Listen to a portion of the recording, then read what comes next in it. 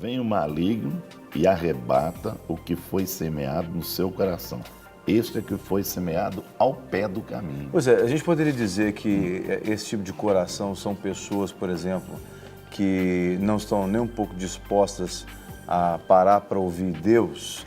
Pessoas, por exemplo, que são, às vezes, até aficionadas a questões religiosas, mas qualquer coisa que fala de Deus para elas, tudo para elas é Deus, né? Então, por isso elas estão totalmente vulneráveis, porque o maligno, ele consegue enganá-las com mais facilidade, porque elas não têm conhecimento nenhum de Deus. A Bíblia fala que a falta do conhecimento faz o povo perecer. Exatamente. Né? E uma coisa, quando você lê Osés, você vê muito falando sobre a questão da idolatria, como que a idolatria governava a cabeça do povo de Israel. Quer dizer, a idolatria poderia abrir brecha, porque a idolatria não é conhecimento de Deus, não tem nada a ver com o conhecimento de Deus.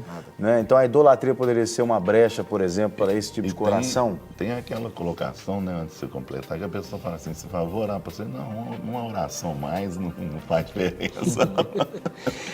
Mais uma não faz diferença. Eu vou além da idolatria, eu vou na questão do espírito religioso. Sim. Então, muitas vezes a pessoa ela se cerca de uma atmosfera religiosa que as coisas não conseguem romper a barreira da religiosidade. Tanto da religiosidade quanto da incredulidade, que são as duas coisas que fazem com que a semente fique do lado de fora. Né? Então, ela não entra. Quando ele fala da palavra, ele fala que os pássaros vêm e comem. Né? A explicação é que ele identifica os pássaros como maligno. Mas quando ele fala da parábola, é aquela semente que os pássaros vêm e comem essa semente. Se alimentam dela.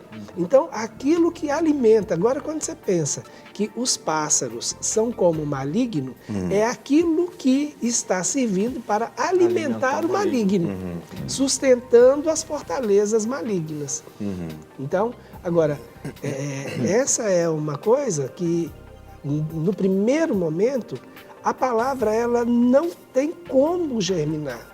Então, todo tipo de carnalidade, não só a idolatria, pode facilitar para que os pássaros comam a semente antes de ela germinar. Sim. Porque você está praticando carnalidade que alimenta o inimigo. Qualquer tipo de idolatria que ela é alimentada, ou seja, ou adorada, idolatrada, serve apenas de alimento para as trevas. As trevas se alimentam disso, que nós chamamos isso de uma legalidade no mundo espiritual. Então, assim, se alguém está dizendo que está adorando a Deus, mas é uma adoração idolátrica por causa daquele líder ou por causa de qualquer outra coisa, essa adoração não chega às narinas de Deus.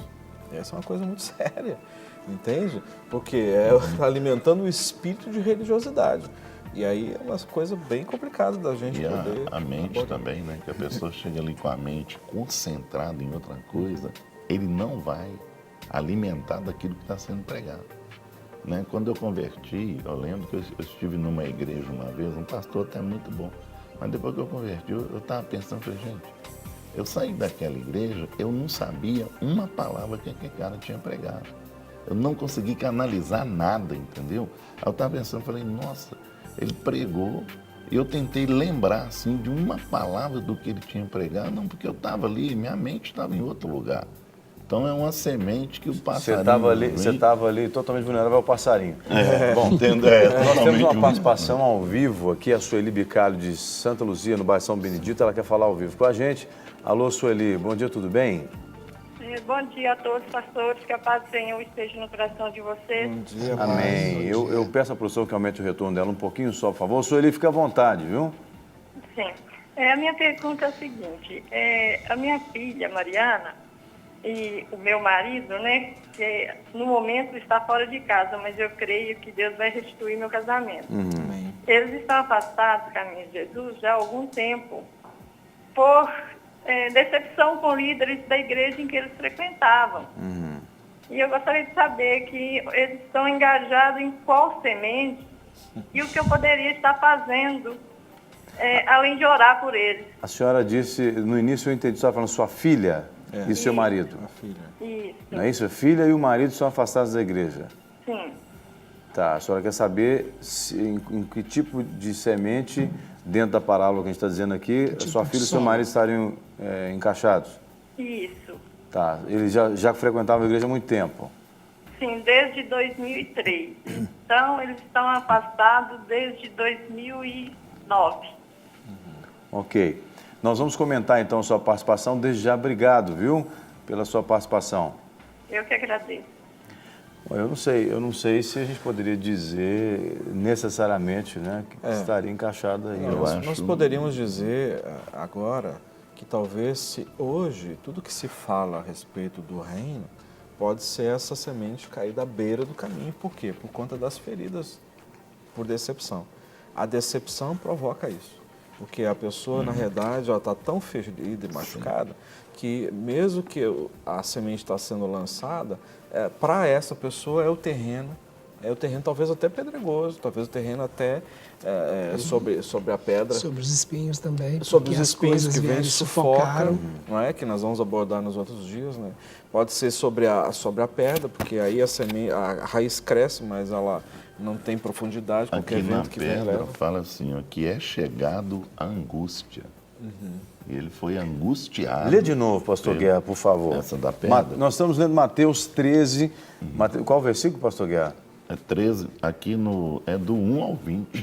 Mateus capítulo 13, do 1 ao 23. Tá? Mateus 13, do 1 ao 23, Eu vou é o ler texto de essa referência. dos pedregais aqui, que eu achei essa interessante, que foi no sentido dela, né?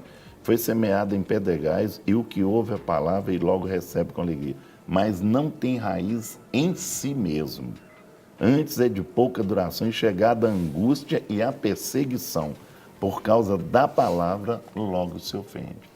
Então, muitas vezes a pessoa não aceita a correção, entendeu? Aí, chega na igreja que fala, vem alegria, mas depois vem, ó, você tem que largar isso, você tem que largar o pecado. Eu penso que seria precipitado, por exemplo, afirmar porque não conhece o Exatamente, caso. a gente não conhece. A gente tem que conhecer a história, né? Com certeza.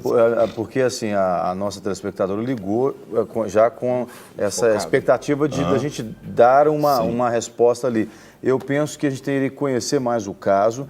É possível, sim, que o exemplo que ela citou dos dois familiares se encaixe aí nesse texto, mas nós não podemos afirmar. Agora, eu não diria necessariamente que o caso de uma pessoa que saiu da igreja porque ficou decepcionado com o líder, que seria uma desses exemplos. Mas é óbvio que a pessoa que tem uma boa semente numa boa terra, ela vai conseguir superar as situações com muito mais facilidade do E que as não outras. se angustiar. Claro. Porque a Ou questão até pode se angustiar, mas como diz lá Coríntios capítulo 4, 2 Não Coríntios, manter a angústia. ele é angustiado, mas não é destruído. Isso, né? com certeza. Em tudo nós somos pressionados, mas nós não somos vencidos. Não me lembro exatamente a palavra que o texto vai usar lá. Mas administrar, né? a ideia eu penso que quando Jesus coloca essa parte aí da semeadura, Jesus está falando daqueles corações até chegar na boa terra, os corações que ainda não tiveram uma experiência com ele. Sim, principalmente nesse primeiro caso da beira do caminho. Sim. Né? Porque a semente não entrou. Então, ela ficou do lado de fora. Ele não houve uma experiência. O que a gente entende como princípio da experiência é a morte, né? É o morrer do com Cristo, né? É morrer o velho homem, o nascer de novo. E ele fala que se a semente não morrer, né, ela não vai frutificar. Nesse caso, ela não chega ainda nesse estágio, ela não morre, ela é consumida antes. Eu ouvi há algum tempo de um pastor amigo meu, ele usa muito a expressão água em pena de pato. Então, explica porque para mim não fez sentido nenhum. O pato, ele tem nas penas um sistema de impermeabilidade que ele sai da água sequinho. Então, a água não entra. Ele não fica molhado. Aí ele compara essa parábola então, com olha, mesmo que a água esteja caindo, ele permanece seco, não consegue penetrar. Aí é o caso. A semente é lançada, mas o coração não recebe. Está impermeável, né? Está impermeável. Lá na clínica da Alma, no Ministério da Clínica da Alma, deve ter um monte de gente assim, né? Com pena de pato, né? Sim.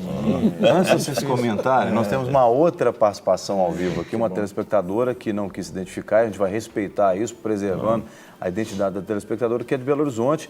Vamos falar com ela agora. Alô, bom dia. Bom dia. Seja bem-vinda. Produção, por favor, aumente o retorno dela mais uma vez. Fique à Obrigada. vontade. Eu queria fazer uma pergunta, que na semana passada eu até fiz essa pergunta aí para os pastores. Só que na hora que a pergunta foi para o ar, ela foi ao contrário, que eu tinha me separado, um casamento conturbado e tal, e ele saiu de casa. E eu quis que ele saísse de casa por diversas traições, mentiras, e muitos anos já lutando. E aí a gente resolveu, eu cheguei nessa conclusão que eu não queria mais, de tanta mágoa que eu estava, eu não conseguia mais tentar. E aí, quando a pergunta foi pro ar, foi como que eu mandei ele embora, e depois eu arrependi e pedi para ele voltar e que eu não estava satisfeita.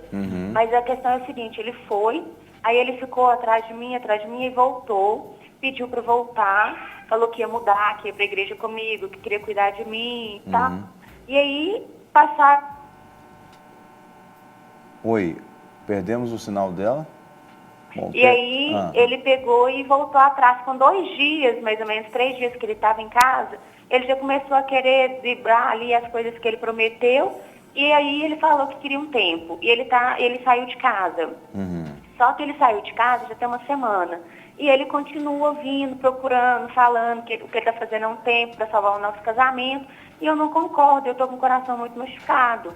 E ele quer voltar, só que eu não acredito mais nele. Mas são 13 anos de convivência. Tá, só uma pergunta. Os dois são crentes ou não? Não, na realidade, ele conhece a palavra, ele me levou para a igreja. E aí, de 5 anos para cá, eu me converti, me batizei e realmente mudei a minha vida.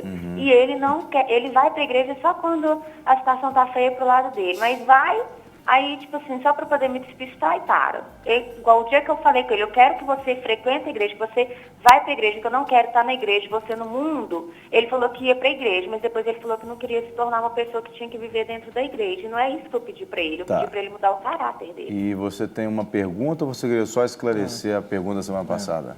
Não, eu queria saber, eu queria que os pastores me dessem um conselho, como que eu devo agir diante dessa situação, porque ele está perdido, eu estou aqui quieta no meu canto, na minha casa, estou sofrendo também, mas estou sofrendo pelas mágoas, por tudo que foi passando, não porque eu estou sentindo muito a falta dele, como eu devo agir, se eu devo, igual hoje eu falei com ele, eu falei, não, eu não quero mais, o tempo foi seu, não foi meu, a chance eu te dei, você não quis aproveitar.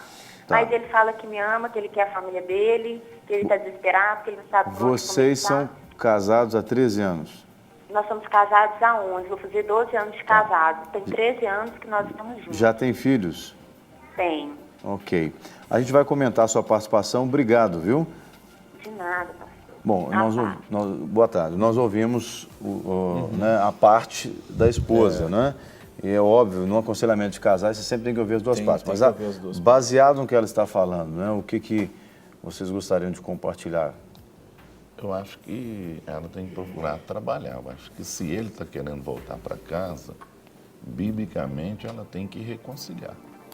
Tá? Nesse sentido aí, ela tem que procurar o pastor dela, para ele chamar ele lá, conversar com ele, trabalhar com os dois. E também trabalhar as feridas que estão dentro dela, que ela está ferida. Ela tem que trabalhar essas feridas dentro dela e arrumar uma forma de trabalhar ele também. Ou os dois procurarem um encontro de casais, um conselheiro conjugal, para trabalhar com os dois. Eu creio que ela não deveria tomar a atitude que ela está tomando sem dar uma oportunidade. Ele está querendo voltar. Ao mesmo tempo, eu diria que, dentro da perspectiva dela, como que por tantas traições que houveram e ela pediu para que ele saísse de casa, eu entendo que para recebê-lo da mesma forma que está, eu acho que ela não deveria de recebê-lo, dentro da minha perspectiva. Então, assim, ela precisa passar por um processo, ser tratado e tudo mais, e ele precisaria ser acompanhado. Para quê? Para que ela possa receber um homem transformado, porque senão é só um homem paliativo que durante 3 meses permanece firme e depois a coisa deslanda de novo. Então, eu acho que precisa haver realmente um aconselhamento de casais. Trabalho com os dois, né?